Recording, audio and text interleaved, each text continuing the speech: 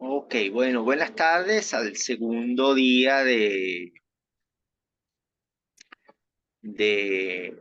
trabajo, segunda jornada de trabajo del taller de sistematización de experiencias comunitarias. En este caso, pues, la metodología sirve para sistematizar todo tipo de experiencias, pero bueno, aquí nos centraremos en las experiencias comunitarias, ¿no? Gracias al Centro Humilla y gracias a todos por estar.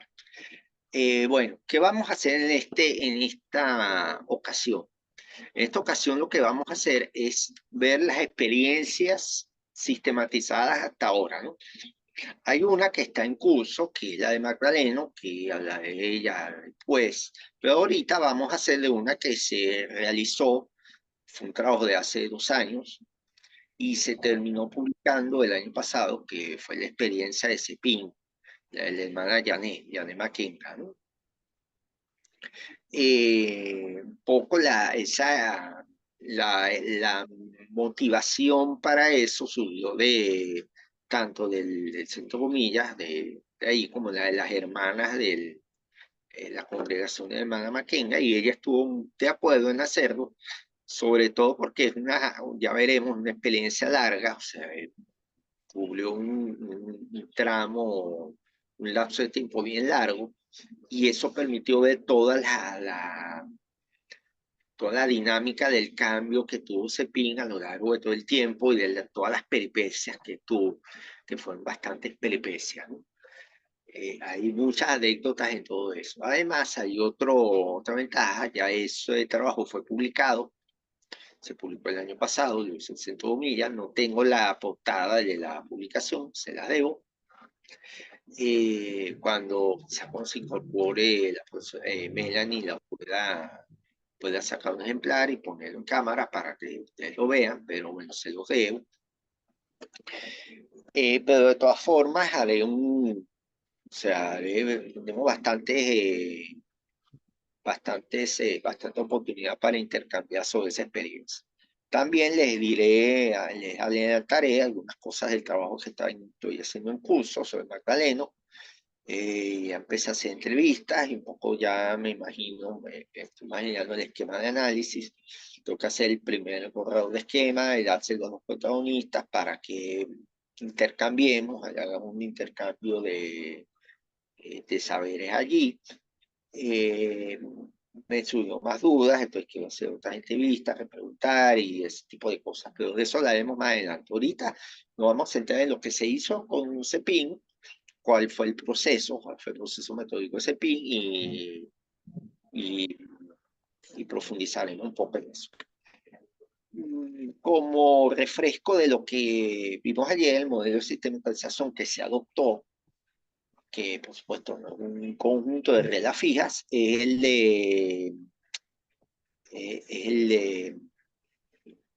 el modelo de Jara, que Jara,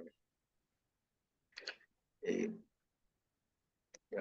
déjame hacer algo más ágil aquí, el que expuso Jara en el año 2020 con respecto a su modelo, ¿no? Jara Hollywood, que comienza con la constatación de una experiencia, sigue con el plan listo para centrarnos más en lo que debemos. Nos centramos en la experiencia, ¿no? Y a partir de la experiencia vemos cuál es el plan de sistematización que corresponde. El objetivo que tenemos al sistematizar la, los ejes de sistematización y bueno, las cuestiones operativas, ¿no? Que habíamos visto ayer, o sea, qué fuentes utilizamos, cómo lo hacemos, qué recursos utilizamos, etcétera. El objetivo es siempre hacer una recuperación del proceso a partir de principios de ejes espaciotemporales, pero también de ejes analíticos y temáticos. Vamos a ver en el caso de CEPIN, se combinaron las dos cosas, ¿no? Y a partir de allí hacer reflexiones crítico-analíticas que pudiesen interactuar con los temas que estamos sistematizando, lo cual remite otra vez a examinar la experiencia, examinar todo lo que es el paso vivido, incorporar eso en la historia del proceso y bueno, seguimos con un curso recursivo, ¿no?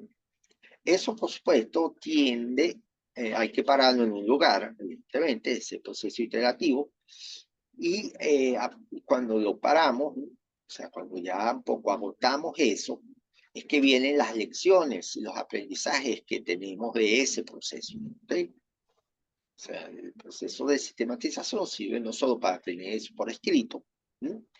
Para ordenar los materiales, ordenar toda una experiencia que tengamos, sino también para aprender de ella y para enriquecer la experiencia futura o proyectos futuros con esa experiencia, ¿no? El caso de Cepín es interesante porque, bueno, él constituye una experiencia de largo plazo. Aquí la delimitación de la experiencia es bien importante, una delimitación tanto espacio-temporal, sino analítica en el sentido de las primeras cosas que uno debe. O sea, Cepín empezó siendo la misión de una persona, por eso hay una fuerza muy grande del líder, de la líder, ¿no? En este caso, ¿no? La hermana McKen. O sea, es una misión casi que de vida. La hermana McKen es misionera. Entonces, a misionera se le asignó casi que por una fuerza externa, o sea, por la misma congregación de las hermanas misioneras, hacer una misión aquí y no en cualquier lugar, sino en un trabajo con la Igna Guayú de Estados Unidos.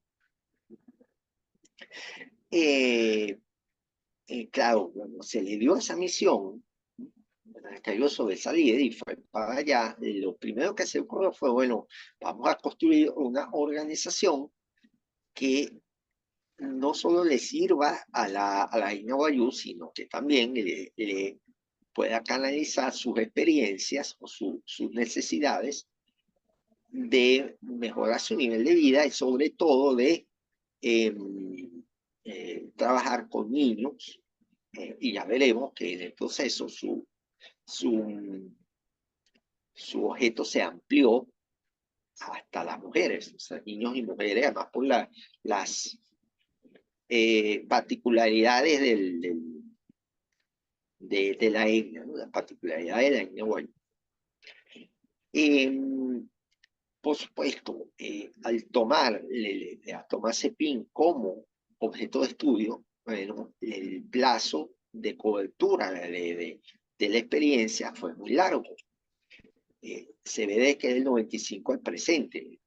O sea, es un lapso de 30 años, no una experiencia puntual, sino una experiencia que está compuesta de varias experiencias, de varios momentos, ¿no? O sea, de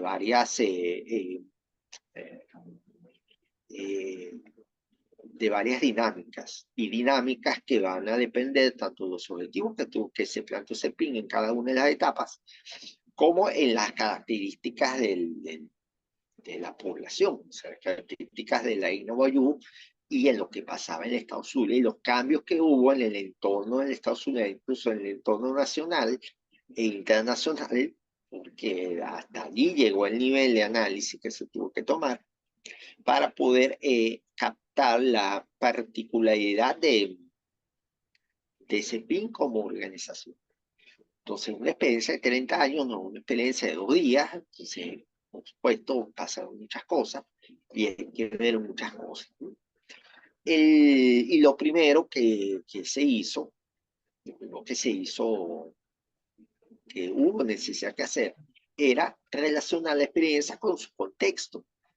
Al ser un plazo tan largo, hay que ver el contexto de manera amplia. Y el contexto estuvo conformado particularmente por el contexto inmediato, o sea, en Guayú, el Estado Zulia, la dinámica del Estado Zulia en el contexto nacional, y también por el contexto internacional. Para eso, por supuesto, se recurrieron a un arqueo de fuentes sobre análisis realizado, estudios realizados sobre la India Guayú, sobre el Estado Zulia, para obtener datos de cuál era la situación antes de que se implantara, ¿no? Y en el momento que se implantó y durante el desarrollo del desarrollo de CEPIN como organización.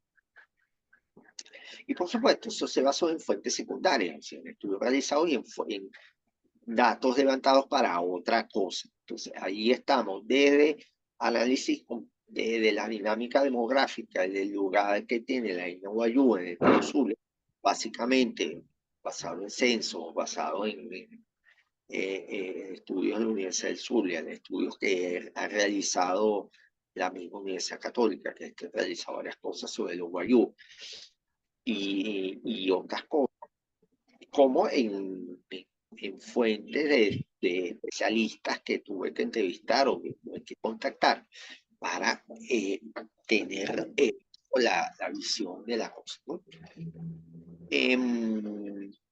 Al mismo tiempo, se tuvo que especificar para el objetivo de la experiencia los ejes que voy a investigar y lo que se quería hacer sobre el componente de CEPIN como organización. O sea, un poco se fue hacia adelante, porque CEPIN no en el 95, sino un poco más allá, formalizó lo que era su misión, su visión y los objetivos de la organización. El paso de construcción de la organización comenzó con una idea. La idea de la misión era simplemente y nadamente darle apoyo, darle ayuda, darle vida a los asentamientos o ayuda a los niños de la etnia, pero después eso se sistematizó, se hizo un trabajo de reflexión interna y se especificó la acción y el objetivo de ese PIN como organización. O sea, eso, ¿no? O sea, la misión era darle apoyo a todo lo que hará en NYU para integrar en NYU y hacerles hacer trabajo respecto a su nivel de vida, ¿no? Una misión muy amplia que agarraba pues, estos diversos poblaciones objetivos y eh, eh, diversas, eh, diversas áreas de trabajo. En principio, ese PIN iba a ser simplemente, iba a estar centrado en los niños, ¿no? De la INOAYU particularmente, y centrado en el apoyo educativo. El PIN es un acrónimo, significa Centro de Educación y Apoyo a la Infancia, Centro de Educación y Protección a la Infancia, exactamente lo que quiere decir CEPIN. Y en principio, por ahí apunta lo que era al principio, que era educación, o sea, apoyo formativo. De hecho, CEPIN comenzó como simplemente algo que, en carácter muy común, que es las tareas dirigidas. O sea, agarro a los niños que están escolarizados, les hago refuerzo en determinadas áreas, y a los niños no escolarizados les empiezo a dar una inducción para que se escolaricen, o sea, para que se integren al aspecto educativo, ¿no? Al sistema educativo. Comenzó como eso, pero evidentemente, en el transcurso del tiempo, como veremos más adelante, empezó a ampliarse el alcance de ese PIN, conforme iban apareciendo oportunidades de articular ese apoyo externo a la labor principal educativa. Por eso es que la misión fue cada vez generalizándose más para tener mayor lugar de la educación y poderlo articular con otras áreas. Vamos a ver que fue una cosa de sumar, sumar, sumar, ¿no? O sea, porque la filosofía de Cepín fue siempre sumar, sumar, sumar. Bueno, ¿cuál fue el desarrollo de la experiencia? O sea, el desarrollo metodológico. Hicimos el desarrollo metodológico. Bueno, primero, el objetivo de la sistematización, en principio, era caracterizar a CEPIN como organización, en principio. O sea, antes de uno meterse, ¿no? Antes de uno meterse a realizar la experiencia, explorar la experiencia, fue, bueno, caracterizar CEPIN como organización. Y había una pregunta guía, ¿no? Que surgió cuando se empezaron a ver las primeras características, se empezaron a ver las primeras entrevistas.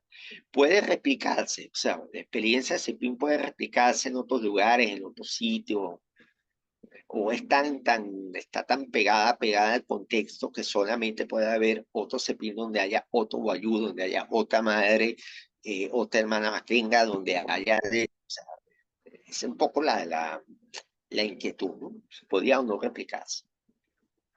Y para eso había que hacer, por supuesto, una caracterización completa. Principalmente se hicieron a través de entrevistas a profundidad. O sea, se reconstruyó toda la historia, ¿no? O sea, completa la historia de Cepín. O sea, desde el 95, de que la hermana Maquenga llegó al Zulia y vio eso, vio las chocitas de tierra y vio los asentamientos en las afueras de Maracaibo, y vio a las matronas Guayú y a los niños sin hacer nada en la casa, o a los que estaban en el colegio y demás.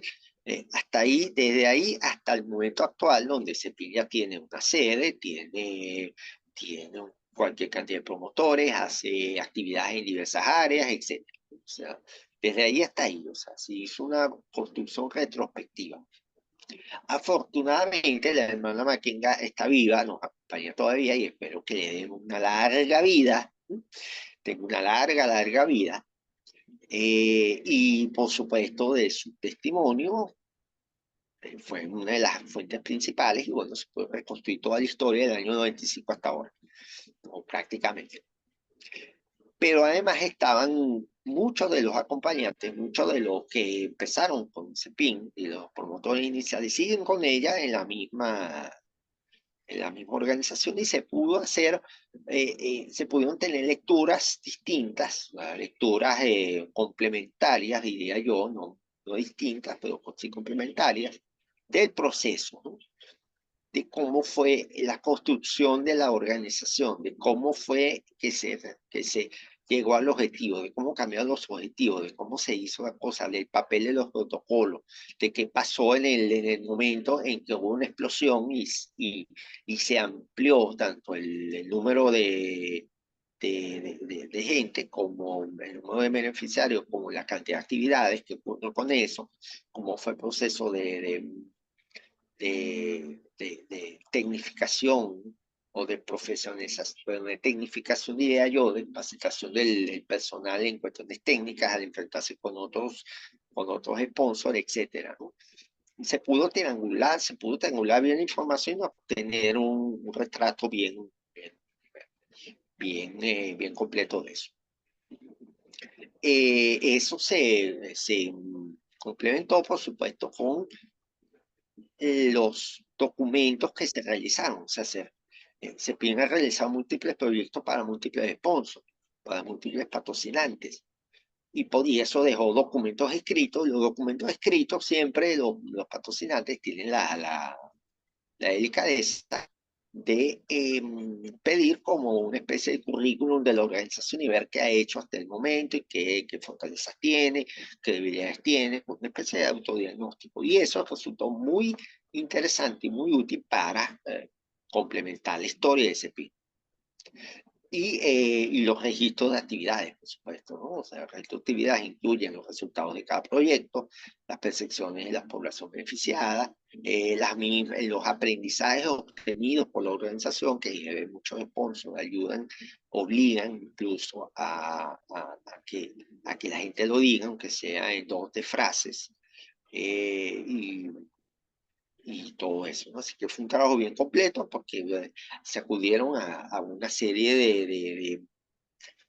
de fuentes que complementaron mucho las entrevistas en profundidad y se pudieron hacer eso, ¿no?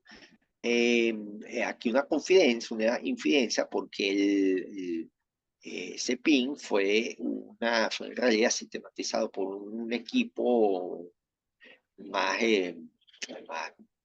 extenso, que he sido un trabajo de campo con ellos, y yo me incorporé al equipo de trabajo tiempo después, ¿no? O sea, yo fui como el sistematizador de la sistematización de los datos que recogieron.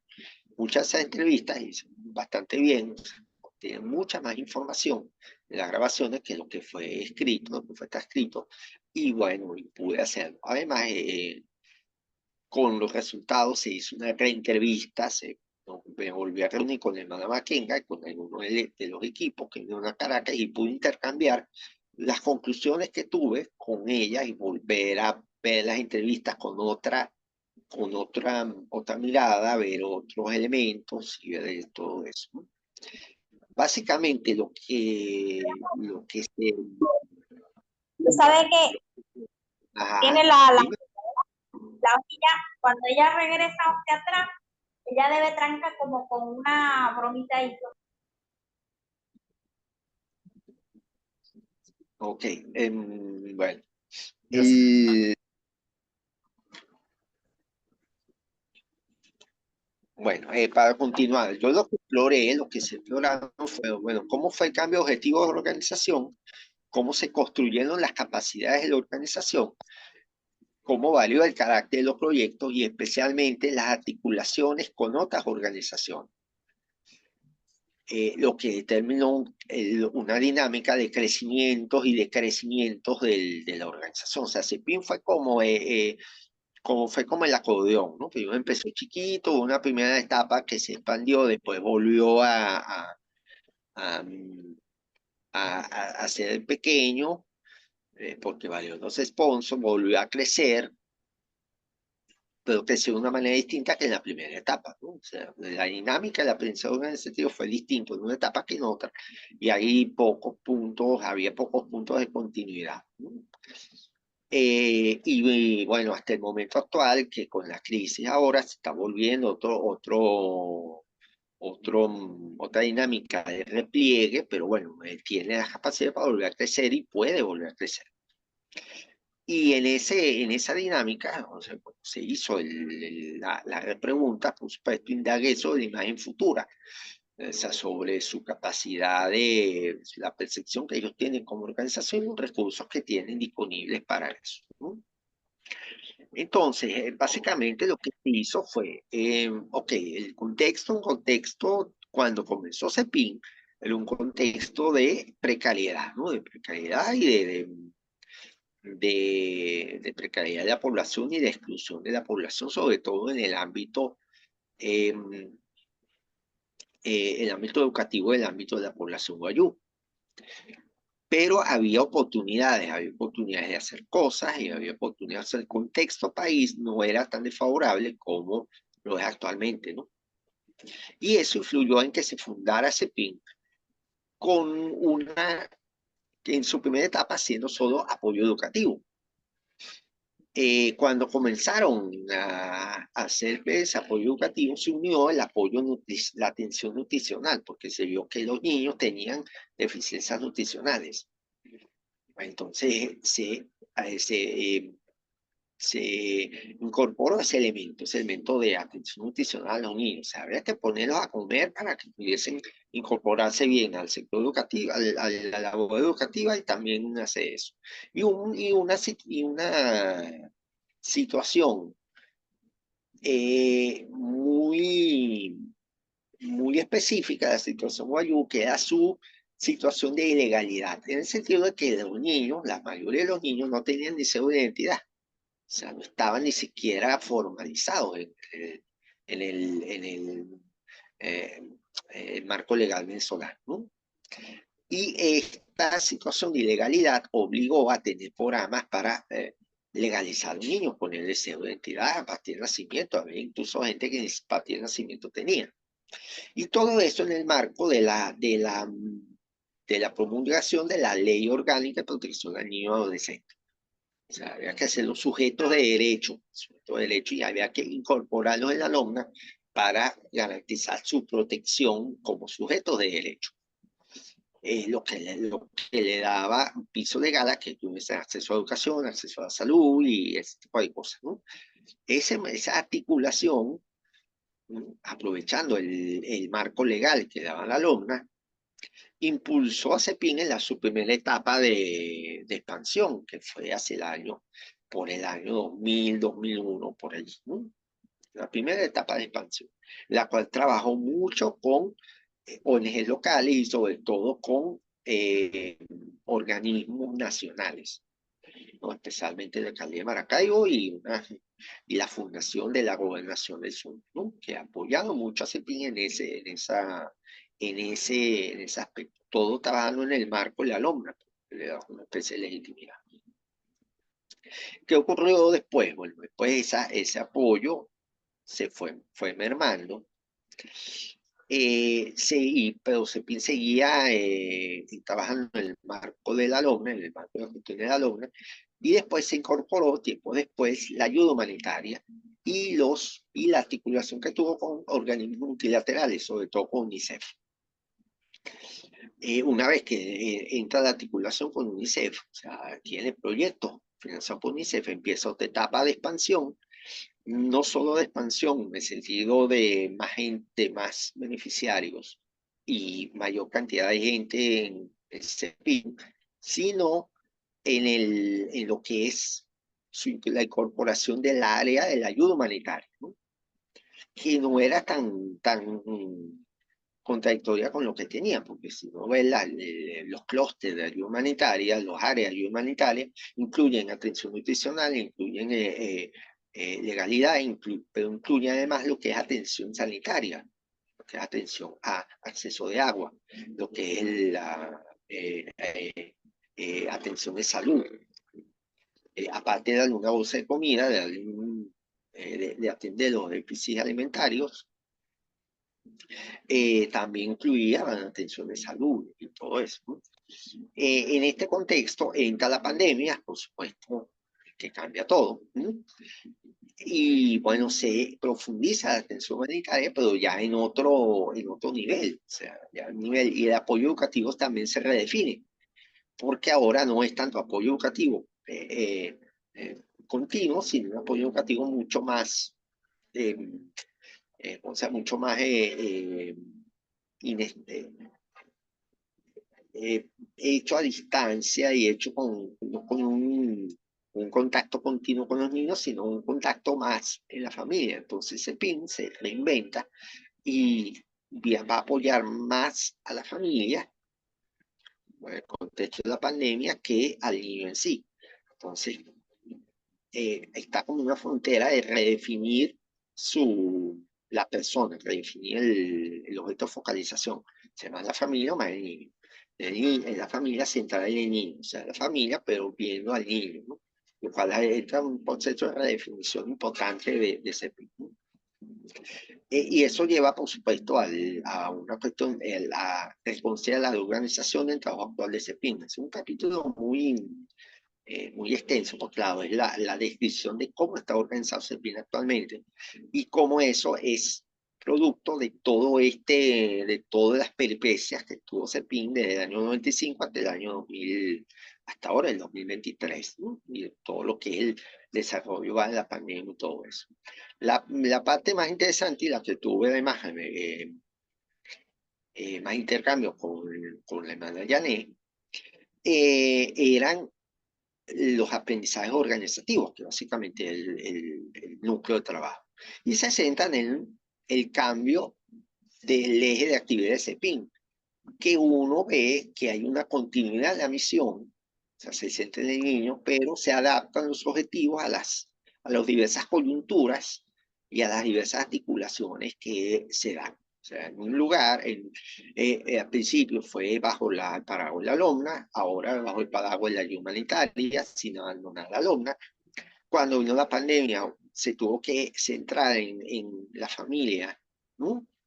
Se tuvo que redefinir por la familia, pero siempre viendo al niño, el niño y la mujer, y así por el estilo, ¿no? Últimamente, lo último que está haciendo CEPIN es incorporar todo lo que es todo lo que es el tema de medios de vida y emprendimiento dentro de toda la misión y toda la cuestión que tiene, mirando siempre el desarrollo del niño, ¿no? Esto hizo que en el organigrama de CEPIN, en la organización de CEPIN, se incorporaran técnicas derivadas de manejo de proyectos, porque los sponsors, esos sponsors, los que fueron las diversas organizaciones a las que se fueron articulando, obligaban a eso, obligaban a, bueno, tienes que hacer un proyecto a un multilateral y tienes una determinada obligación y requerimientos técnicos que hay que seguir. Entonces hay que levantar un registro, hacer un estudio de impacto, hacer esto, o sea, llevar el registro de impacto de la gente, llevar un registro de los beneficiarios, hacer rendición de cuentas, etcétera. Y eso implica unas determinadas aprendizajes organizativos que quedan en la organización, porque es un manejo de proyectos, ¿no? Y hace que las capacidades organizativas crezcan. ¿Qué implica esto? Bueno, implica que CEPIN ha sido una organización resiliente porque se ha articulado muy bien tanto con organismos multilaterales como nacionales y ha podido evolucionar, ¿no? Hacer evolucionar su misión y las técnicas de tal manera de seguir con su misión intacta y seguir además fortaleciendo su organización a pesar de que ahora estoy seguro, hay que tocar CEPIN de nuevo, yo creo que se ha adelgazado, no como la que estaba cuando yo la vi, se ha adelgazado y se ha mantenido, pero hay una continuidad. Y en esto la hermana Mackenna fue muy clara porque ella dice que ese pin no va a morir con ella, aunque la manden a otro lugar, vuelva a África, vuelva al Congo y haga una cuestión allá. Ese pin va a seguir porque la organización de ese pin se mantiene. Se mantiene porque está articulado, bien articulado. En esto, vamos a mostrar unas cuestiones gráficas que saqué de cómo se interpreta la misión, o sea, el misionar en las diversas etapas del sistema. Algo muy útil que tiene Mackenna, que tiene un mecanismo de estimular a sus colaboradores a través de sus estados de WhatsApp, viendo diversos significados del término misionar, ¿no? Entonces, por supuesto, aquí vemos, hay algunos, esos son una muestra, que misionar implica tanto atender las necesidades atender las necesidades de liberar sus ataduras, como ver crecer a los niños en su alegría, que es la focalización, alejar el espejismo, pensar en grande, ¿no? Hacer que esto se refiere más al crecimiento organizacional, ¿no? O sea, no hacer el espejismo, dar peso a la oportunidad, o sea, ser abierto al entorno, reconocer la periferia como lugar de oportunidad. Lo cual quiere decir, bueno, esas cuatro cosas, ¿no? Atender a las condiciones de vulnerabilidad de los sujetos, generar sujetos, no perder de vista el contexto, ¿no? Y atender y prevenir los problemas. ¿Okay? Y una cosa muy interesante que ocurrió fue que al articularse en el contexto de ayuda humanitaria, CEPIN se articuló con lo que se llama el triple nexo. Bueno, vamos a ponerlo aquí, este es muchísimo más claro, ¿no? El triple nexo es que la ayuda humanitaria se relaciona tanto con el desarrollo de las comunidades, como con la paz de las comunidades. Entonces, al hacer eso, al entrar por un lado, siempre implica que hay vínculos entre ayuda humanitaria y desarrollo comunitario, ayuda humanitaria y paz. Y al final tiene que haber una vinculación entre el desarrollo y paz, ¿no?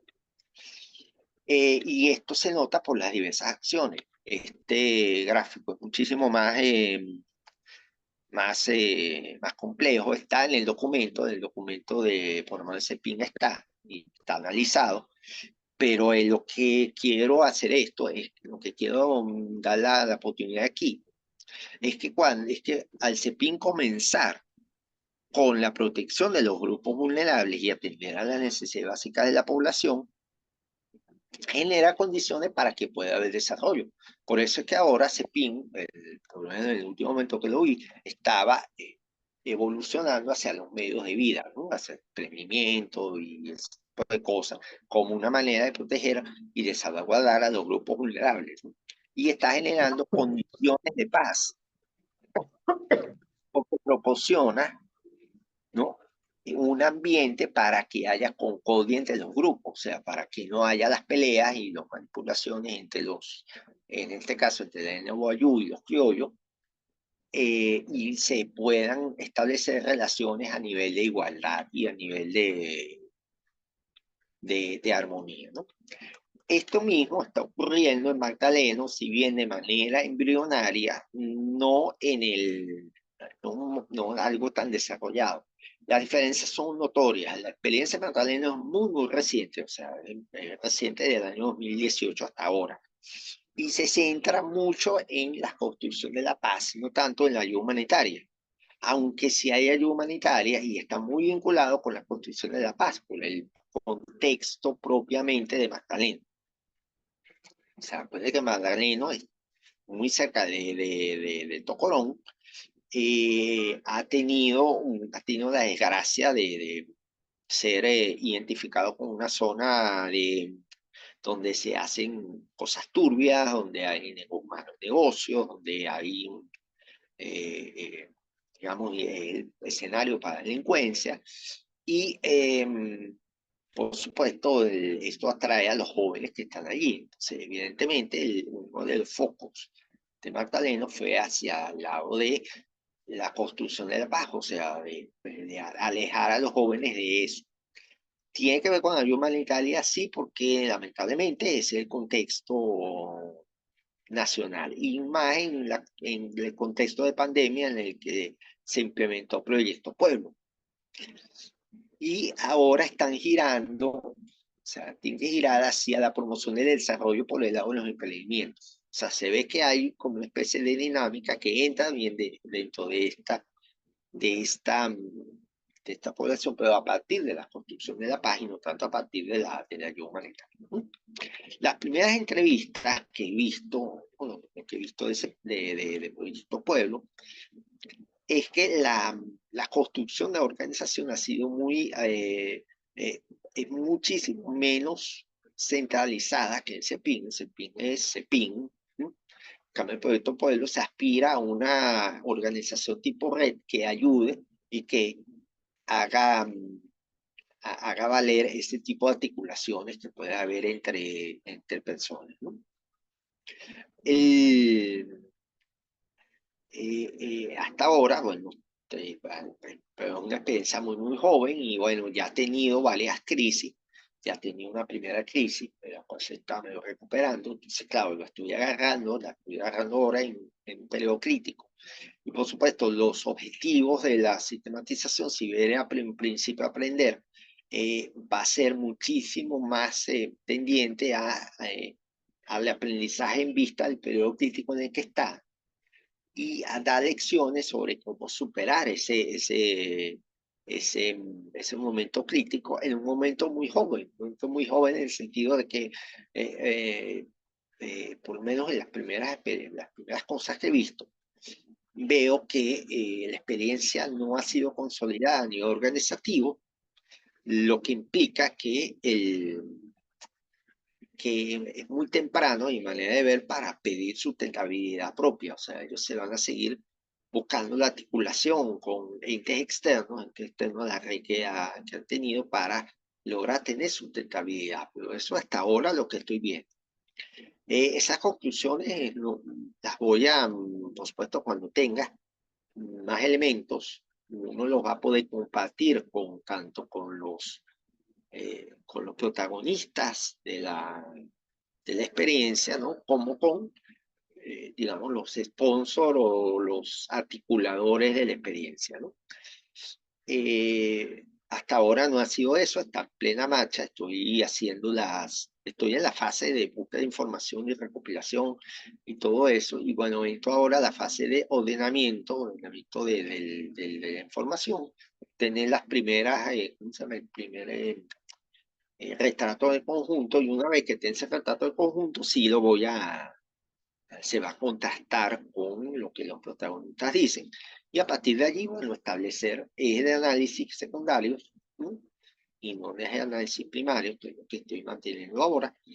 Y bueno, a partir de allí, volver a ver la experiencia y bueno, ver cómo se puede complejizar eso en función de la, de la cuestión, ¿no? De la experiencia de ellos y las expectativas de ellos, ¿no? Por supuesto, tengo un término para entregar, para dar conclusiones, entonces esa es la sartencita del sponsor, o sea, yo no puedo estar eternamente dando vueltas, tengo que aterrizarlo, ¿no? O sea, tengo que tener un producto y ese producto poderlo ver. Claro, ese punto va a depender de la experiencia, ¿no? Pero bueno, ahí tengo la sartén del que me paga que para entregar productos y también de los protagonistas que me dicen si esto es o no es, si estoy bien o no bien, si eso sirve o no sirve, ¿no? Al final, lo que se quiere es tener establecimientos de esto para eso, ¿no? Ahora bien, bueno, el punto que faltaba de ese PIN, bueno, la respuesta a la pregunta original. ¿Ese PIN replicable o depende de que sea, o es tan así que depende de la hermana Makenga y de los Guayú? Bueno, la conclusión del estudio, para hacer spoiler y que poco que darles el azulito y que adquieran el folleto y lo lean, es que sí se puede replicar, pero por el lado de la resiliencia. El gran aprendizaje, la gran lección es que siempre y cuando haya una organización abierta como ese PIN, que pueda aprender todo el tiempo, o sea, que se base en el aprendizaje continuo, en la aplicación de ese aprendizaje y la búsqueda de oportunidades, que vea las oportunidades de hacer proyectos no como, como algo que lo va a sostener económicamente, sino como un aprendizaje que lo va a capitalizar. Siempre y cuando tengan eso, crece y puede adaptarse, ¿no? Y siendo así, que a mí el mejor indicador para ver la vida de una organización de ese tipo no es el crecimiento en número de proyectos, ni es el crecimiento en número de promotores, ni el número de voluntarios, ni nada por el estilo. No es el tamaño. Es la capacidad de adaptarse a la diversa experiencia, aprender la diversa experiencia, así el núcleo que quede al final sean muy poquitos, ¿no? Siempre y cuando tengan esos, con ese capital pueden articularse con otras cosas y tener mayor capital, ¿no? Esa es un poco la moraleja del aprendizaje de CEPIN. La moraleja de Magdaleno no la tengo todavía y es una empresa completamente distinta. No es una organización, es una red. Y ellos se conciben como una red, no se conciben como una organización cerrada, ¿no? A pesar de que comenzó en una organización, pero ellos quieren basarse sobre la red y no sobre la organización. ¿Okay? Bueno, eso es en definitiva lo que he hecho, lo que estoy haciendo. O sea, no cometí muchas infidencias, ¿no? Y ahora le paso la palabra a ustedes para que me digan qué tal les ha parecido la experiencia, qué opinan de ese PIN, qué opinan de Magdaleno, y más importante, si están o no en haciendo un trabajo de este estilo, eh, la, si están planeando hacerlo y de qué manera se lo están planteando. ¿Okay? Así que bueno, la palabra es de ustedes y ya este es algo abierto, completo a debate y si tienen preguntas y comentarios, etcétera, y bueno, consulta, ¿no? Voy a ver el chat y me imagino que en el chat hay cosas ahí, hay comentarios, ¿no?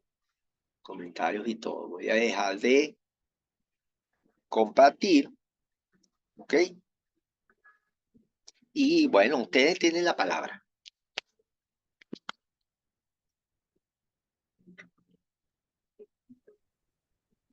Bueno, estamos atentos si alguien quiere comentar o algo que compartir, un comentario, por favor, con derecho de palabra o escribir por el chat. Estamos atentos por acá.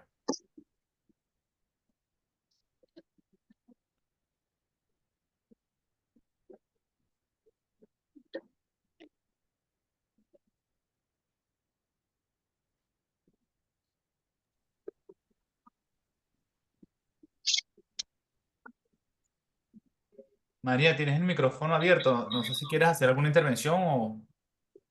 Y saludos. Lo que pasa es que abrí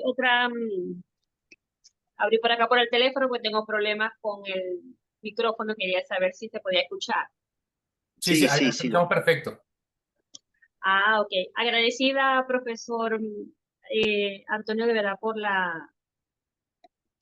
la visualización en la práctica de la formación que estuvimos conversando el día de ayer. Acá, desde Zulia, estamos realizando un trabajo de investigación allá mismo en el CEPIN. Y de verdad que para mí fue muy esclarecedor esta visión en torno a lo que fue la construcción. Siento que desde el trabajo que se está haciendo se suman otros aprendizajes bastante significativos y reafirman ese aporte que planteó usted en la sistematización en cuanto a la capacidad de resiliencia del equipo que conforma el CEPIN y el nivel de compromiso en seguir formándose. Reconocen obviamente las deficiencias o las carencias, pero el compromiso hacia lo que hacen tiene un reconocimiento tanto a lo interno como desde la comunidad. Por lo que de verdad siento que el trabajo de la sistematización como tal no solamente fortalece aprendizajes, ¿no?, en torno a la realización de incidencias en comunidades vulnerables, sino también se crea un aporte bien significativo en cuanto a metodología y prácticas o buenas prácticas que se pueden replicar con los ajustes, con el manejo de los contextos y los propósitos, pero ciertamente como herramienta, mi respeto a su trabajo y a lo que hacemos, realmente, de verdad que sí.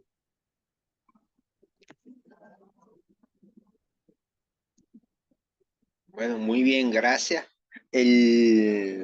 Ok, por aquí preguntan, ¿cómo iniciamos una sistematización en la experiencia desde un enfoque formativo e informativo de la comunidad?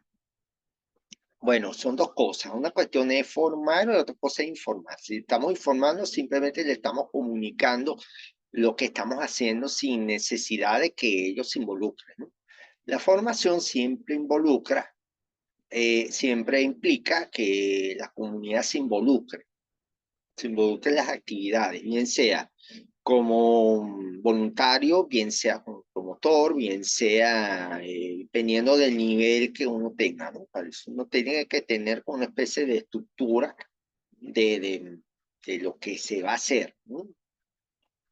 Entonces, desde la estructura uno empieza a explorar, bueno, la capacidad que tengan, capacidad básica que tengan, y bueno, uno incorpora a las personas dentro de la estructura de la participación de experiencia. Ahora, cómo hacemos para, primero, la sistematización siempre es relato de experiencia, entonces hay que, por supuesto, planear la experiencia antes de ver qué tal funciona. Entonces, por ejemplo, si yo digo, bueno, voy a hacer una actividad de promoción de una determinada iniciativa. Bueno, tengo mi bitácora de cómo está hecho, ¿no? De qué componente está hecho y todo eso. La sistematización lo que va a hacer es, bueno, montarse sobre esa actividad iniciativa y ver los aprendizajes de cada uno de los componentes y cómo cada uno de los componentes estimuló a las personas involucradas en incorporarse allí. Incidentalmente, bueno, si la gente se informó, la gente se formó también, aprendió, y ese aprendizaje lo aplicó en otra actividad. Es una actividad formativa, ¿no? Pero todo va a depender de la actividad y del principio del objetivo, o no tanto del objetivo, de la inquietud que uno tenga de lo que te va a dar el estudio de esa experiencia, esa inquietud. Por ejemplo, en el caso de CEPIN, la inquietud era cuál es la característica que tiene esa organización y cómo puede replicarse. Porque se ve, ¿no? O sea, esa organización ahorita va a cumplir, ya tiene 30 años. Pero cuando se vio tenía 25 años, o sea, tiene 25 años de trayectoria. Bueno, que cómo ha hecho la hermana Maquena para tener eso. ¿Depende de ella o no? Y ya se vio que es la búsqueda de oportunidad, tener oportunidades de aprendizaje y tener un equipo además que estaba comprometido para aprender y que de hecho aprendió, se aprendió bastante. Así que bueno, una inquietud derivó a que se viera hacer un estudio realmente de la resiliencia organizativa y comunitaria, ¿no? En esa etapa, ¿no? Entonces, claro, fue informativa en la comunidad y fue formativa, o sea, dio oportunidad para crear esquemas de formación que pueden replicarse en otras organizaciones, que es un trabajo que queda por hacer. O sea, agarrar bueno, agarrar no, o sea, tomar esos elementos y con eso crear una especie de programa de formación para las organizaciones, tanto para las comunidades, para lograr resiliencia organizativa. Wilmer tiene la mano levantada. Sí, profe, por acá Tailín le va a hacer una pregunta. Hola, profe, Ok. ¿cómo está? Tengo una pregunta, solo que no sé si es como más hacia lo que se habló ayer, pero surgió hoy escuchándole la parte práctica. Desde su experiencia, ¿qué tips o no sé, o sugerencia pudiera usted brindarnos para que en ese proceso de recolección de información constante, de registro que uno va llevando, ¿no? En la sistematización, no se pierda la espontaneidad de los actores, de los protagonistas del proceso?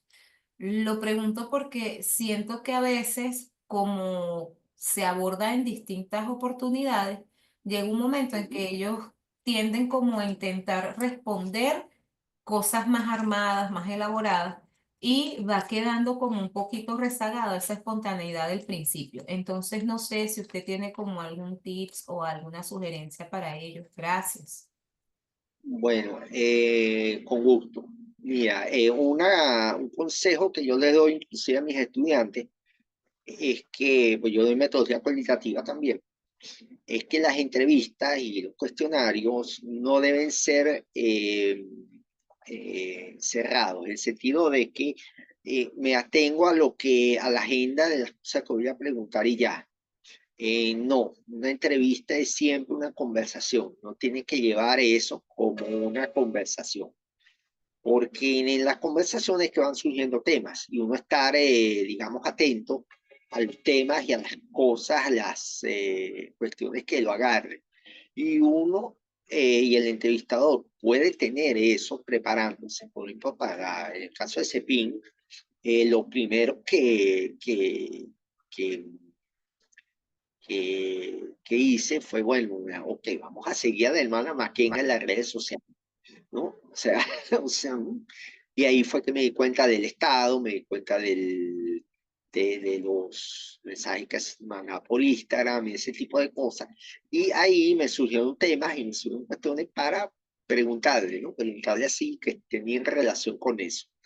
O sea, entonces prepararse bien y no hacer que las conversaciones, que las entrevistas sean conversaciones tipo cerradas, tipo, mira, voy a preguntarle esto y esto y esto, y si no está este tema, tengo que insistirle con este tema, o sea, tampoco ser así, o sea, mantener un ambiente como de respeto y de camaradería con el entrevistado y así van saliendo temas, van saliendo preguntas y van saliendo cosas.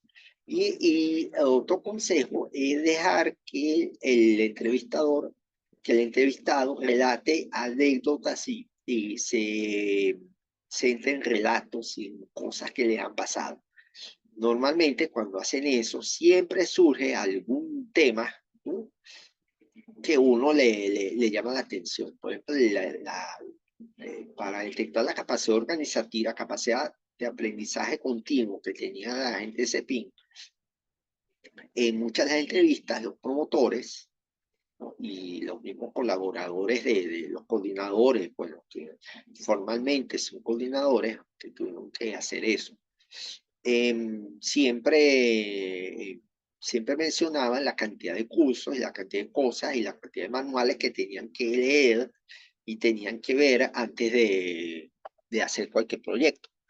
Y que además cuando volvían a hacer un proyecto para otro sponsor, se acordaban de lo que les hicieron hacer en el primer proyecto y siempre que lo metían, quedaba muy bien con el nuevo patrocinante, el nuevo proyecto, e incluso lo ganaban. Y eso alumbró, evidentemente, les dio como cancha para volver a hacer cosas. Es un elemento que salió de un cuento y claro, uno lo empezó a replicar con otros promotores, con otros colaboradores, incluso con el Madama King, y bueno, sí, es como un aspecto en común. Así que, bueno, la espontaneidad es un tip clave para mantener la cosa que sea espontánea. Y una técnica para que sea espontáneo, y por supuesto que sea una conversación. O sea, no que yo vea cada rato mi guía de entrevista, sino que le pueda decir a la persona la pregunta, ¿no? Es impresionante el parafraseo de la pregunta, gana mucho en espontaneidad y permite al entrevistado abrirse. Y cuando se abre, empieza a echar cuentos, ¿no? Por supuesto. Y esto sirve también para moderar focus group. Para moderar focus group, el gran problema de la moderación de focus group es parar al líder, ¿no? Parar al hablador. Y uno lo puede hacer, bueno, con contacto, por supuesto, con palabras así, y agarrando el tema del moderador, el tema del hablador, y poniéndole en la boca a los otros y estableciendo un diálogo, ¿no? Un poco, básicamente dos consejos. Primero, que no sea una cosa formal, tratar de ser más informal. Que sea una conversación y adaptarse al contexto, que hay que saber muy bien el contexto de lo que está preguntando y dónde está preguntando para ganar en la espontaneidad y que la gente nos dé la información que sea y se abra mucho más. Si uno tiene como una visión más amplia de la cosa, ¿no? Aquí había alguien con la mano levantada. Ah, sí, profe, por aquí Carlos Pedrique, pero creo que Ah, está, buenas tardes, muy bueno todo, bueno, profe, gracias. Pero creo que está muy amarrada la pregunta que hizo Tailín. Yo iba sobre cuáles son esas habilidades y esas herramientas imprescindibles pues, para lograr esa sistematización comunitaria, pero creo que dio la respuesta allí con lo que le preguntaba Tailín, pues, que usted le decía que tiene que ser muy empático, que ese coordinador o ese promotor pues entre pues en comunicación con la persona que está dando la información.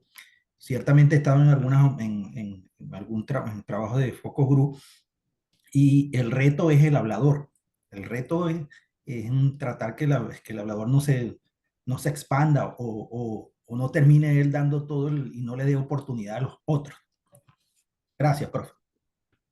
bueno, un poco complementando eso,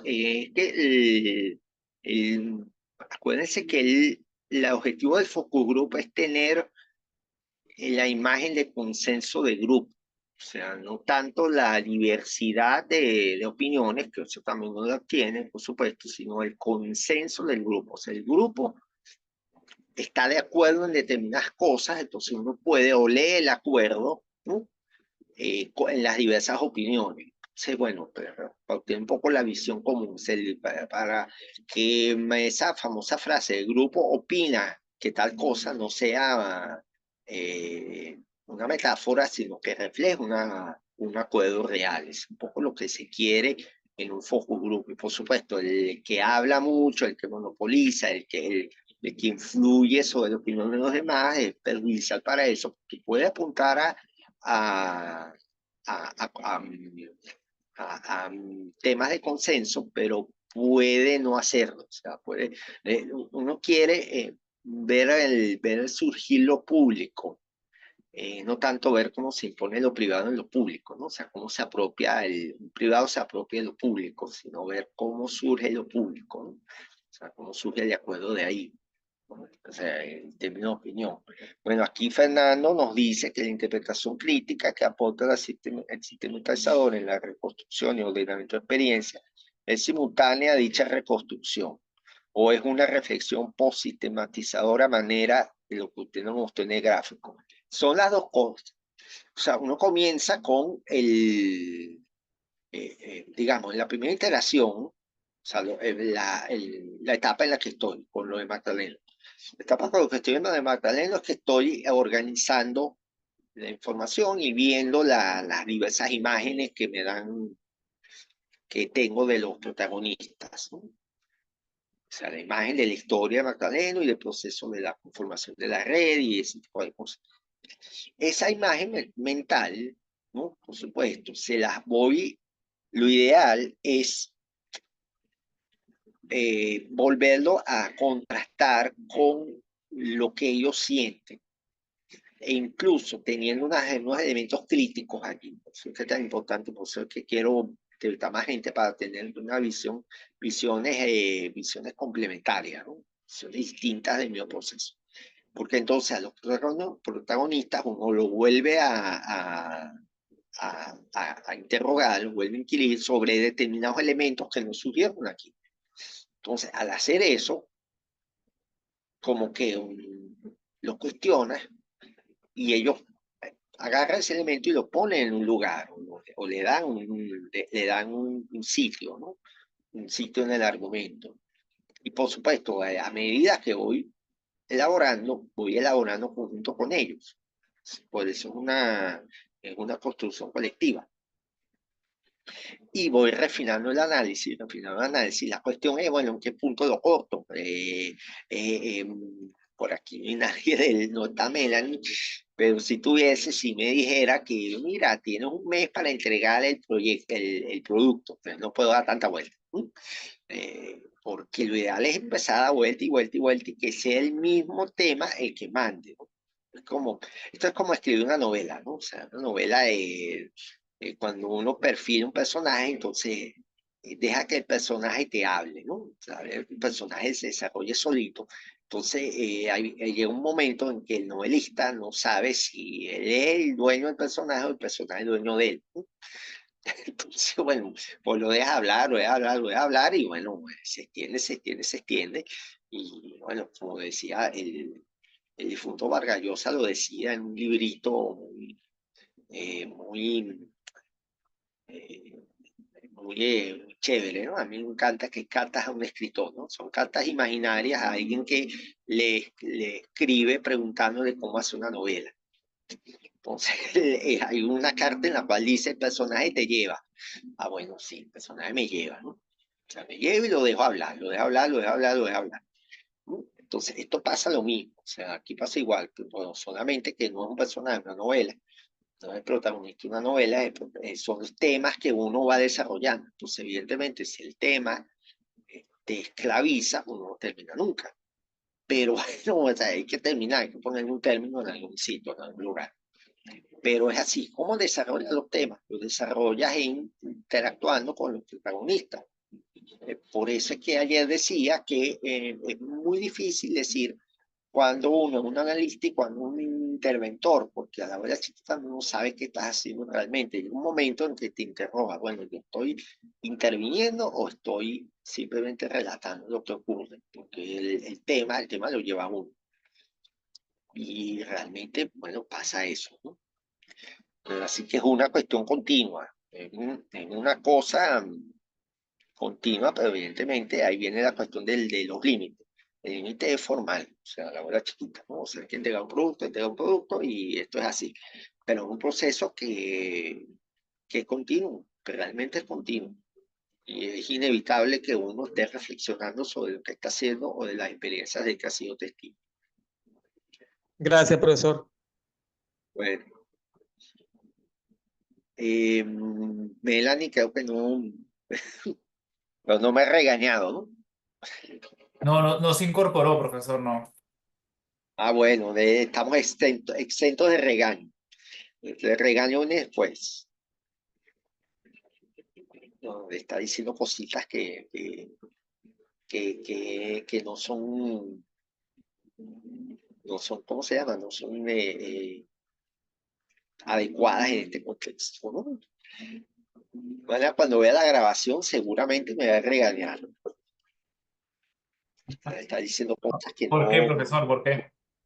no, porque estoy hablando mucho de términos de la, de la responsabilidad del sponsor, de la responsabilidad del que me pague y por supuesto en el proceso Magdaleno dependo de Gumilla, ¿no? O sea, prácticamente. O sea, tengo un compromiso con ellos, o sea, y no me puedo zafar de ese compromiso. O sea, no puedo dar tantas vueltas. Ok, ok. Porque si no viene el látigo, ¿no? El látigo es el... Bueno, no sé si otro compañero tendrá alguna pregunta o algo que le gustaría que le Proyecto, aclarara. si ustedes están metidos en proyectos, tienen algo en mente, alguna sistematización, alguna experiencia que quieren sistematizar, alguna organización que tengan, organización comunitaria que vean, inclusive una organización dentro de la iglesia, o sea, no sé, esto no sea, sería muy interesante que un proyecto pastoral la Venezuela actual fuese sistematizado. No sé si estoy yendo muy lejos. Hola, profe, ¿cómo está? Buenas tardes, saludos. Buenas tardes. Agradezco la información porque de verdad es bastante valiosa. Yo soy Herminia desde aquí de Monaga, Maturín, y efectivamente yo estoy desarrollando, junto con la guía y orientación de la profe Thais, un proyecto de sistematización, pero en el trabajo comunitario, pero es pastoral, Oh, sale de lo que es la iglesia, de la parroquia específicamente San Ignacio de Loyola, en el área social. Ellos, es una comunidad misionera que desde el año 2018 ellos vienen haciendo una acción social que es una olla solidaria. Esa olla solidaria no se ha parado en el tiempo a pesar de haber tocado pandemia. Ellos trabajaron con pandemia y dieron respuestas a la comunidad. Y ahorita ellos están consolidados en ese sentido, pero no hay ninguna sistematización en el tiempo que lo haya llevado a la comunidad ni la parroquia. Y entonces yo estoy empezando a trabajar en esa comunidad misionera y me encuentro con eso. Pero aparte de eso, que ser como punta de lanza en lo fuerte que ellos tienen, porque es una comunidad que da unos platos de 120 a 150 semanal, sin pararse, sin recursos, sino propios de la misma comunidad y de manera organizada y consecutiva. Aparte de eso, ellos han levantado un proyecto que ahorita está frenado, que es un centro ignaciano. Está frenado por 2 años por falta de presupuesto. En una primera instancia, ellos le aprobaron un presupuesto y levantaron solamente unas bases de infraestructura de piso y estructuras metálicas, más no tiene techo y no tiene paredes. Entonces, hablando con ellos, conversando con esa comunidad, de cual alberga 8 sectores de esa comunidad misionera, ellos mismos me dicen que están hasta muy dispuestos con la ayuda y orientación de Fundación Centro Gumilla en cuanto a la parte metodológica, formativa, de información que los pudieran guiar de cómo ellos hacer eso ellos mismos con sus propias manos, es decir, hacer una autogestión en el levantamiento de ese centro ignaciano, porque aparte de dar comida, ellos están enfocados en darle formación a los niños, ellos están enfocados en la salud de mujeres embarazadas, ellos han hecho jornadas que han contactado a la parte de salud de la localidad para llevar el sistema de vacunación a mujeres embarazadas para ese sector, y no se han parado, y no se han parado. Entonces yo lo que digo es cómo sistematizar de manera organizada en el tiempo, que ya con la clase de ayer y con la formación de hoy ya tengo una visión bastante clara en cuanto a la recolección de información de manera cronológica, de manera muy exacta, porque están muy dados a dar la información, de suministrar los recursos necesarios para yo plasmar eso. Ya veo que tengo que redactar mucho, pero ¿cómo hacer, cómo diseñar esa sistematización que pueda abarcar ese ejemplo a seguir que ellos tienen, que yo digo que es muy loable y muy replicable en otras comunidades misioneras, tanto locales como nacionales, pues. Entonces me gustaría conocer por parte suya cómo abordar esa experiencia que no tiene ninguna sistematización hasta los momentos. Bueno, el consejo. Primer consejo, hay un eje obvio allí que lo veo de inmediato, que son los tipos de intervenciones que hace la pastoral en la comunidad. O sea, hay tres cosas, ¿no? Pues, la ayuda alimentaria, la asistencia de salud y el otro era, creo que era la asistencia en educación, creo que oí. Por esas tres cosas, esas tres actividades se desarrollan capacidades organizativas. Ahora, ¿qué pasa con lo de la sede? La cuestión que se quiere que tenga, y eso es muy importante en ese tipo de iniciativas, que tenga como una sede física, que sea como la referencia de la comunidad, mira, al trabajo organizativo que se está haciendo, ¿no? O sea, el Centro Pastoral Ignaciano hay que hacer. Ese es un proyecto puntual, pero que consolidaría a la comunidad. Entonces, por allí, por eso uno empezaría a ver cuál ha sido la experiencia de cada uno y cuáles han sido las capacidades organizativas que ha tenido cada uno de los participantes. Lo que estoy notando es que tiene un parecido muy grande con lo que se está haciendo en Magdalena, en el sentido de que es una experiencia de red porque se está apoyando en la comunidad, se está apoyando en los recursos comunitarios y cada quien, cada persona, cada instancia, tiene como un papel. Entonces, él evita de allí identificar cada instancia y entrevistar a cada instancia en el sentido de que cómo se complementan y si ven la visión de totalidad del trabajo. Una vez que se ha hecho eso, uno entonces puede detectar que, bueno, hay una organización comunitaria emergente, pero que necesita una especie de expresión física, ¿no? No algo sólido, ¿no? O sea, que para utilizar la metáfora del líquido sólido, está ahora como un nivel líquido, ¿no? Como un nivel ahí, que está allí, pero uno tiene una referencia que la gente lo puede ver como un símbolo claro que la gente lo pueda ver. En el centro, Ignacio, sería este símbolo, ¿no? Sería la materialización de eso. Entonces, claro, vamos al revés de normal, como se hace normalmente. Normalmente se monta un centro comunitario y después se ve qué se hace con eso. Aquí no, aquí, bueno, existe algo y hay que tener como una referencia constructiva, ¿sí? Para que la gente lo vea. Pues, mira, eso está ahí. La gente lo ve y, bueno, y empieza a identificar. O sea, creas la identidad a partir de lo que se está haciendo. O sea, yo lo veo de esa forma, ¿no? Y bueno, a partir de ahí hacer eso y bueno, y ver los nodos críticos y todas esas cosas. Es una primera. ¿Qué es lo que te hace falta? Te hace falta hacer el plan, lo que habíamos dicho ayer, o sea, la parte del plan que habíamos dicho ayer. O sea, qué cosas ver, cómo verlo, qué hacer. En el caso metodológico, yo lo veo muy basado en entrevista, muy basado en reconstrucción y reconstrucción fresca, muy fresca. Y allí, bueno, si tiene acceso tanto a los que hicieron el trabajo como a los beneficiarios del trabajo, sería muy bueno. Y ver a las articulaciones que se han hecho con la comunidad y no tenerle miedo, o sea, no tener miedo en el sentido de que, bueno, ¿cuál ha sido el papel de los consejos comunales en eso? Han estorbado, han hecho, sido un obstáculo, han facilitado, obstaculizan en una primera instancia, pero después se incorporan al trabajo, pasa eso, ¿no? O sea, yo tengo miles de experiencia de eso con los consejos comunales, de que primero lo ven a uno como medio resquemor, pues después que le ven un poquito de la tostada, se incorporan y participan, ¿no? Y incluso aportan bastante.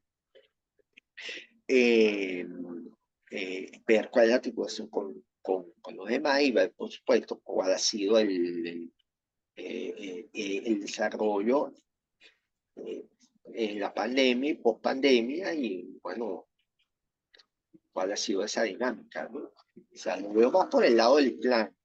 Ahora, para conseguir apoyo, para hacer la sistematización, por supuesto, tiene que tener plan plan de cómo sistematizar, qué instrumento voy a hacer, cuántas entrevistas voy a hacer, qué necesito para hacerlas, o sea, y sentarse a pensar y hacer el plancito y comprometerse, ¿no? O sea, comprometerse en el sentido de que voy a hacer en conjunto con la comunidad, pero le voy a dar solo 2 vueltas y voy a tener producto para que la gente se conteste, ¿no? Y bueno, y sea muy bueno, además que en la red o en la organización que va a surgir, que surge a partir de allí, que se incorpore el elemento sistematizado como un trabajo comunitario, un trabajo organizativo y comunitario más, ¿no? O sea, que no sea solamente la persona que está haciendo la sistematización, el encargado de hacerlo, de hacer el informe, y que una vez que eso termine, ya lo termine ya, sino que sea una labor continua, ¿no? Y que se incorpore y que se incorpore en los sistemas de rendición de cuentas y de lo que se llama en inglés la accountability de la labor diaria, que es una labor ordinaria en el sentido de cotidiana, que se incorpore a las rutinas organizativas. Eso sí sería buenísimo, ¿no? Porque además se apunta a lo que se está llamando la gobernanza, no la gobernabilidad, sino la gobernanza, el llegar a acuerdos comunitarios dentro de una determinada red de actores, que es lo que se quiere ahí, ¿no? O sea, la gobernanza que va con la gobernabilidad, ¿no? Que es parte de ese triangulito que existe. Muchos teóricos mencionan que la gobernabilidad y gestión. Bueno, yo lo llamo las 4G, pero bueno, al final es gobierno, pero en este caso el gobierno local y gobierno basado, por supuesto, en acuerdos, ¿no? Que sería lo más deseable. Y si se hace mediante plataformas digitales, bueno, muchísimo mejor, pues, sin que la inteligencia artificial meta la mano y haga un desastre con eso. Bueno. Gracias, profe. Agradecida. Pero ese plan del que usted habla, ¿cómo lo podríamos estructurar conociendo todos esos aspectos que usted los va nombrando y yo voy diciendo en mi mente, lo tengo, sé cuál es la persona, sé quién es el líder comunitario, sé que el vocero comunal lo tengo la alianza de tal persona. Entonces voy construyendo en mi mente que tengo los actores y cumplen con esas condiciones que usted se va describiendo, ¿no? Pero entonces sería cómo armar ese plan. Esa sería mi gran incógnita, como para marchar correctamente por el camino que es. En la sesión de ayer hicimos como un listado de aspectos que debe tener ese plan y el orden que debe tener. Que creo que a ver si lo puedo encontrar, a ver si la puedo abrir por aquí para mostrártela, ¿no?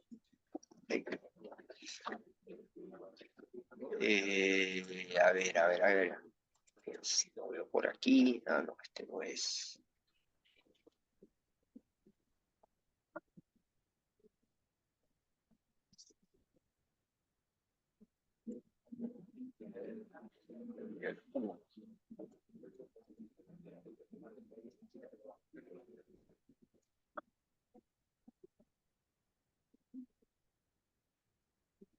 Momento.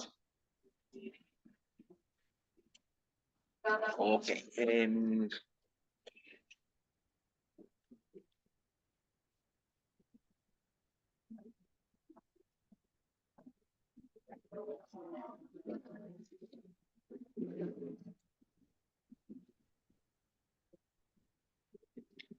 Voy a compartir un momento, ¿no? Para que veamos esa lámina, ¿no?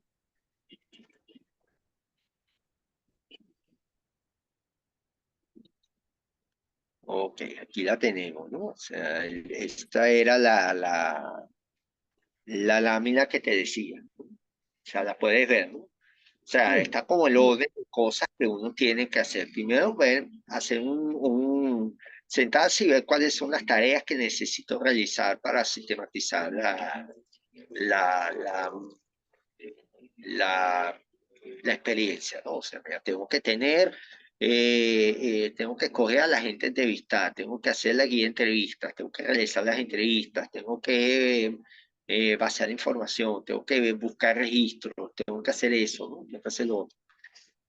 Y bueno, el ver cuáles son los responsables de cumplirla, ¿no? A veces es uno el que tiene que hacer todo, ¿no? O sea, uno tiene que tener como 4 o 5 manos para hacer la cuestión. Pero si uno tiene colaboradores o tiene voluntarios o algo así por el estilo, puede apoyarse en ellos para las labores más fastidiosas. Por ejemplo, pues pongamos que no tengamos inteligencia artificial para transcribir entrevistas. Bueno, hay alguien que la transcribe y que pasa eso en una hoja de Excel que clasifica los temas, por ejemplo, ¿no? Y ese tipo de cosas. Después, bueno, una vez que tenemos los responsables, bueno, vamos a identificar quiénes son los protagonistas, se ejecuta el trabajo de campo, se definen las técnicas a utilizar y se diseñan los instrumentos. En este caso serían entrevistas y serían todo eso, y todo lo ponemos en una especie de cronograma, ¿sí? De tareas en las cuales nos ponemos plazos de cuando hacemos el informe, cuando hacemos esto, cuando hacemos aquello, y le asignamos los recursos necesarios para hacerlo. Recursos pueden ser de tiempo, pero también pueden ser insumos. O sea, necesito computadoras, necesito almuerzos para los chamos, necesito por ejemplo, si yo quiero que la sistematización no sea un texto, como normalmente se hace, un informe, que sea una cuestión gráfica, yo necesito un diseñador gráfico, necesito alguien que sepa plasmar esas ideas en dibujos o en gráficos o en elementos visuales que permitan que eso se llegue a más gente, ¿no? Igual, si yo quiero hacer un podcast, necesito, si quiero que esto sea, en vez de ser un informe o complementar un informe, que además sea una producción audiovisual, necesito también alguien que haga la cuestión audiovisual. O sea, uno va haciendo el plan de tareas que va a hacer, asigna las responsabilidades y bueno, va viendo, ¿no?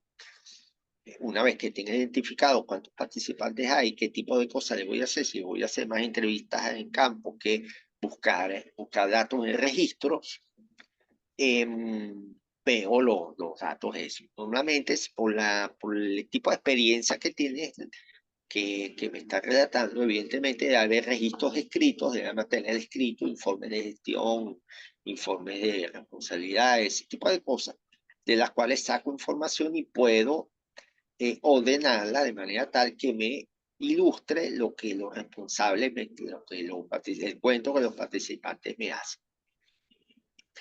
Y esa información la puedo plasmar en otras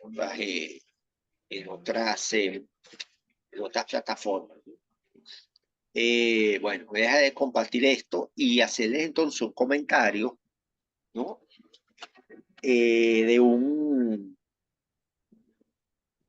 De un, ¿cómo se llama?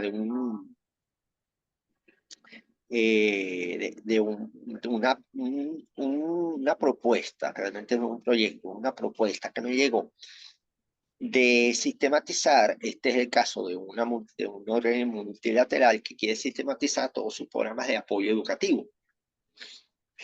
Y lo que quiere realmente es que eso se plasme no en un informe, no tanto un informe, sino en ¿cómo se llama? En una serie de documentales. O sea, en vez de ser un informe escrito, porque también lo quieren, por supuesto, pues lo van a pedir, quieren que eso se plasme en documentales, de manera tal de poder difundir los documentales de cada una de las experiencias y los aprendizajes de las experiencias. O sea, hasta ese nivel llega, ¿no? O sea, presentación audiovisual y sobre todo con documentales, ¿no? Una cosa así. Bueno, no sé si fui de utilidad o te enredé más. No, agradecida. Todo lo contrario. Muchísima claridad, profe. Muchísimas Bueno, gracias. Ahí está haciendo. Puede escribir los programas ya para transcribir. Ah, bueno, mía.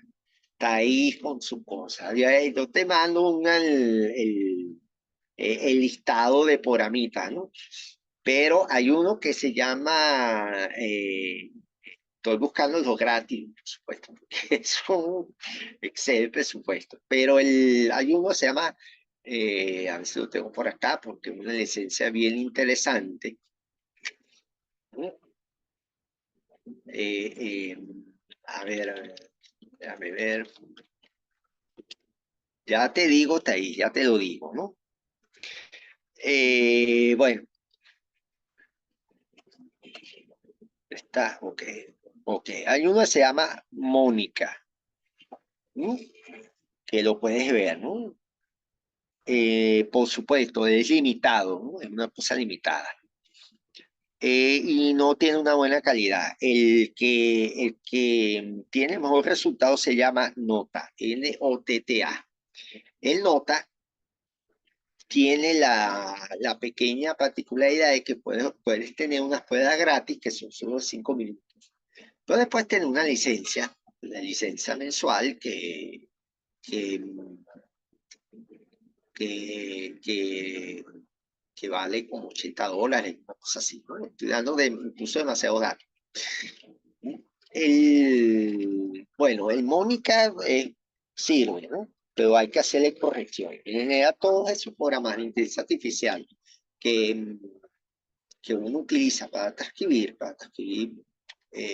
voz a texto, siempre hay que meterle la mano, siempre, porque hay cosas primero que no entienden, después que no tienen, o sea, no oyen bien, porque, claro, no es una voz, vamos a estar claros, una entrevista tiene mucha modulación de voz, muchas entonaciones distintas y todo eso, y normalmente no captan bien el tono. Hay unos, creo que es el Nota también, sí, el Nota tiene una opción, pero mucho más cara, de revisión por personas humanas. O sea, la inteligencia artificial hace una primera transcripción y después se lo mandan a un grupo de empleados, ¿no? Por supuesto, eh, cuya lengua materna sea el español, que lo editan y le sacan cosas y le ponen los puntos, los signos de puntuación y toda esa cuestión. Identifican groserías, ¿no? Realmente las groserías de inteligencia artificial no sabe cuáles son, pero los humanos sí sabemos cuáles son. Entonces, claro, la sacan, ¿no? Normalmente cuando una conversación, sobre todo muy intensa, salen ese tipo de expresiones, soeces, y lo pueden, incluso lo filtran. Así que bueno, está ahí, ya te di esos dos tips. Y hay muchos otros, o sea, esos son apenas dos, pero hay cualquier cantidad de motores de eso y en varios idiomas. O sea, y por supuesto, la fidelidad de los idiomas es una cosa muy variable, ¿no? Por supuesto, por siempre hay que meterle la mano. O sea, yo digo que la inteligencia te ayuda, la inteligencia artificial te ayuda, pero el trabajo lo hace realmente uno. Cuando no quieres hacer broma, ¿no? O sea, como hicieron con el libro ese de Hipnocracia, el famoso libro escrito por inteligencia artificial, que ya yo creo que alguno de los autores citados está intentando hacer una demanda por originalidad. Bueno, después de esta, por cierto, la gente de los motores, eso no me está pagando. Así que yo no estoy haciendo sponsoreado ni nada por el estilo por eso. O sea, así que si me quieren pagar por la publicidad, bienvenida sea, pero hasta ahora no estoy haciendo eso, porque me está pagando, sino porque he usado el norte al usado. Bueno, ¿cuáles preguntas, comentarios? Ya va siendo casi las 4 de la tarde. Bueno, comenzamos tarde también, ¿no? O sea, comenzamos cerca de las 2:30. Así que todavía hay tiempo para comentarios, dudas, proyectos futuros, si tienen proyectos futuros.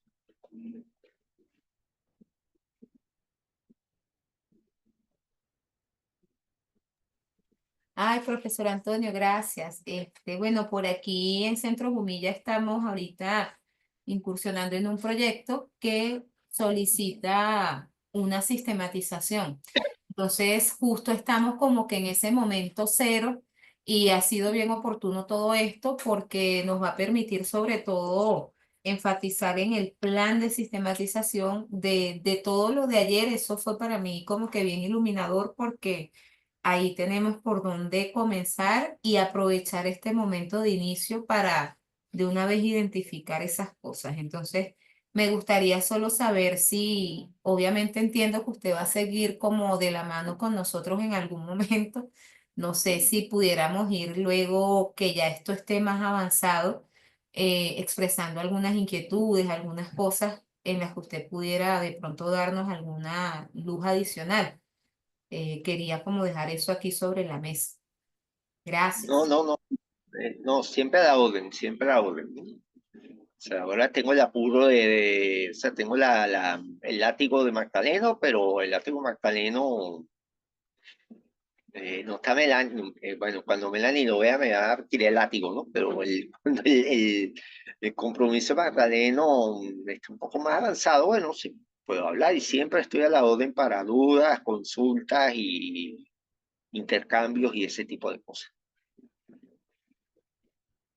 Gracias, profe, de verdad que sí. Bueno, esperamos que el látigo no lo deje tan estropeado. No, bueno, eso no es tanto por el padre Robert, es por Melanie más que. Ay, Dios mío. Thais, adelante. Yo sé cómo es. Está ahí, habla. Lo que pasa es que estoy en la calle y me da pena, no voy a poner micrófono porque estoy aquí como una delincuente. Ah, No, lo que quería era dos cositas. Lo primero, claro, me perdí una parte que no sé, si lo conversaron, pero me parece que, ahí, en toda la información que tiene que ver con Magdaleno, para nosotros como un interés particular, como equipo de formación, porque Magdaleno ha sido una experiencia en la que Gumilla ha hecho como una inversión importante de muchas cosas. Entonces, por supuesto, ver lecciones aprendidas, ver procedimientos, metodologías, creo que va a ser de altísimo interés para el equipo en general. Eso como un primer elemento para que lo tomes en consideración. De hecho, eso, bueno, eso me sonó a látigo. ah, Eso me sonó a látigo. no, vale, no, yo no tengo nada que ver con tus látigos. Ajá, eso es lo primero. Lo segundo, que tiene que ver más con un poco en el espíritu de las cosas en las que estamos. Eh, Ujú. digamos que los procesos que se están desarrollando a nivel comunitario en general están como en una fase, la mayoría incipiente, de una nueva modalidad de trabajo y de relacionamiento con la comunidad. Entonces, estas herramientas, yo estoy segura que efectivamente nos van como a facilitar cosas, porque además uno de los recorridos que queremos hacer justamente tiene que ver con este autor que para ti ha sido como central, que es Jara, ¿no? Entonces creo que ha sido súper importante y sí quisiera decirle a los compañeros de las regiones que le echen una mirada a la sesión de ayer cuando tengan chance, porque creo que también va a ser como chévere poder tener esa información. Y bueno, chéverísimo poder más adelante seguir como contando con estas interacciones, pensando un poco en que creo que vamos a poder avanzar pasito a pasito en las regiones con caracterizaciones, como con primeros pisos que pueden llevar más adelante a procesos un poco más complejos. A mí me pareció muy interesante el tema de pensar las utopías, eso que al final decías en el caso de la organización de Zulia, como esa gran síntesis de lo que son los aprendizajes, ¿no? y ese tema de la replicabilidad, que, o sea, está basado como en una conclusión de todo ese proceso. Entonces, bueno, me parece que bastante aporte. Lo dejo hasta ahí. Bueno, bueno, gracias. Y el látigo, pues entonces tengo que quiero para ti. O sea,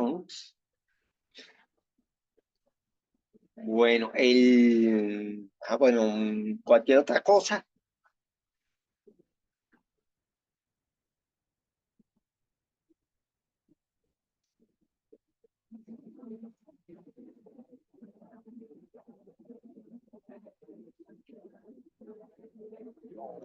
Como se dice en las bodas, hablen ahora o callen para siempre. O sea,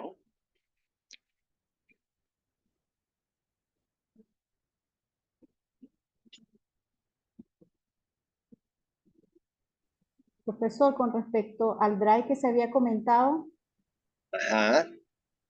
con Bueno, respecto, eso lo voy a coordinar con el Centro Gumilla. Sí, Herminio, cuando con el profesor Antonio y Melanie lo coordinamos y cuando tengamos entonces una visión más clara de esto, lo compartimos con ustedes también. ok, Se sube gracias. material y se comparte con ustedes. Y se les pasa el enlace a todo el equipo. Gracias, gracias.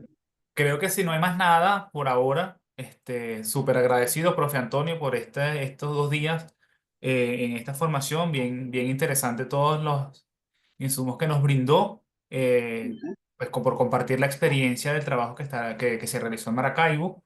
Y bueno, confiando que podamos ver pronto los resultados de la sistematización de Magdaleno, de la Ay, manera Dios mío, completa cuando ya Melanie le dé la luz verde a este proceso.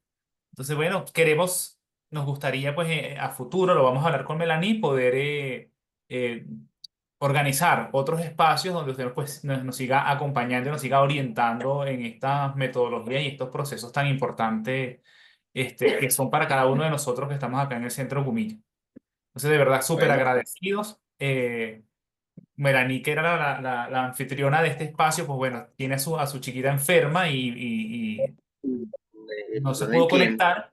Entonces, bueno, nada, igual manda saludos, yo lo conversé con ella por teléfono y bueno, sigue agradecida y creo que es el sentir de todo el equipo por estas herramientas que nos ha brindado durante estos 2 días. Entonces, bueno, prendamos nuestras cámaras para tomar la foto final. Dijeron que hoy se iban a colocar sus trajes de gala y mira, Bueno, María, prende tu micrófono que quieres decir algo y tienes el micrófono apagado. El profesor se iba a poner traje de gala hoy. El profesor se pone el bueno, traje de gala. ¿Ah?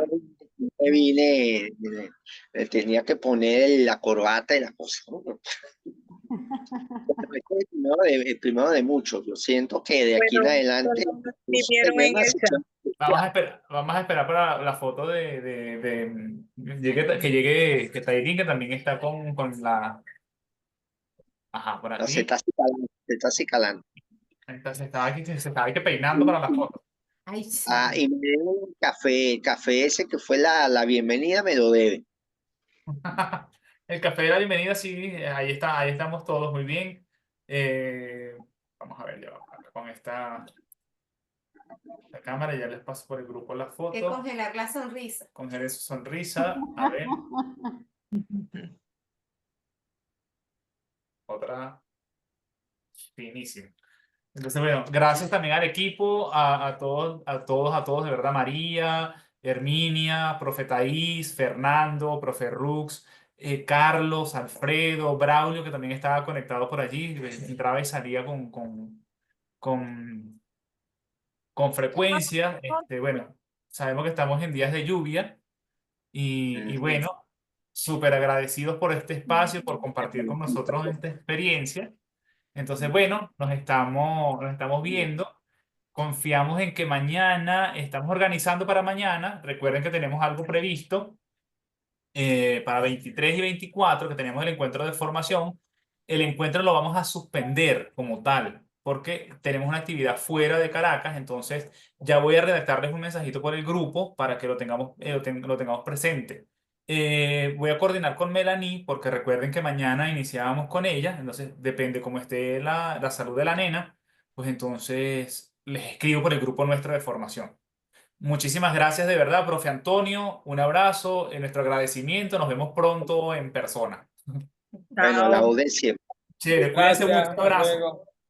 Luego. Luego.